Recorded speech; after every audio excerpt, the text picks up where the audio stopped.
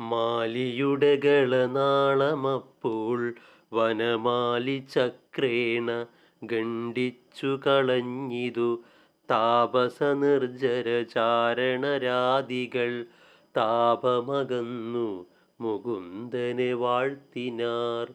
ആർത്തി മുഴുത്തു ശരങ്ങൾ കൊണ്ടേറ്റവും ഭിത്യാനിശാചരരോടുന്നതു നേരം പിമ്പേ തുടർന്നടുത്തസ്ത്രാവലി തൂകി വൻപുള്ള രാക്ഷസവീരരെയൊക്കവേ കൊല്ലുന്നതു കണ്ട നേരത്തു മാല്യവാൻ ചൊല്ലിനാനിത്തൊഴിൽ ധർമ്മമല്ലേതുമേ.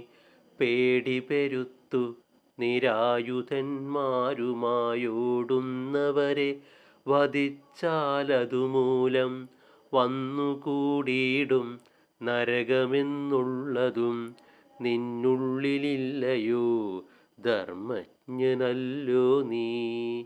അത്യർത്ഥമുള്ള യുദ്ധശ്രദ്ധ തീർപ്പതിനത്രൈവ ഞാനിതാ മുന്നിട്ടു നിൽക്കുന്നു. ഇത്തം പറഞ്ഞൊരു വേൽക്കൊണ്ടു ചാട്ടിനാനുത്തമ പൂരുഷ വക്ഷസി രാക്ഷസൻ. പുഷ്കരാക്ഷൻ വേൽ പറിച്ചതിനെക്കൊണ്ടു രക്ഷോവരന്മാരിലാശു ചാട്ടിയിടിനാൻ.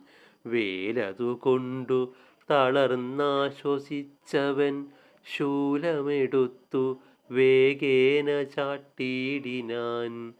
പെട്ടെന്നടുത്തു പുരുഷോത്തമോരസി മുഷ്ടി ചുരുട്ടി പ്രഹരിച്ചനന്തരം പക്ഷിപ്രവരനെയും പ്രഹരിച്ചൊരു രക്ഷപ്രവരനെ വാഴ്ത്തിനാരേവരും.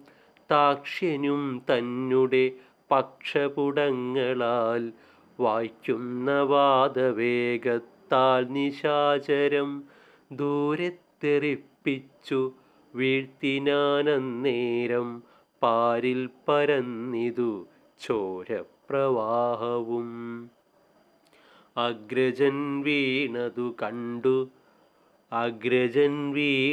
കണ്ടു സുമാലിയും വ്യഗ്രിച്ചു ശേഷിച്ച രക്ഷോഗണവുമായി വേഗേന പോയാനതു കണ്ടു മാല്യവാൻ.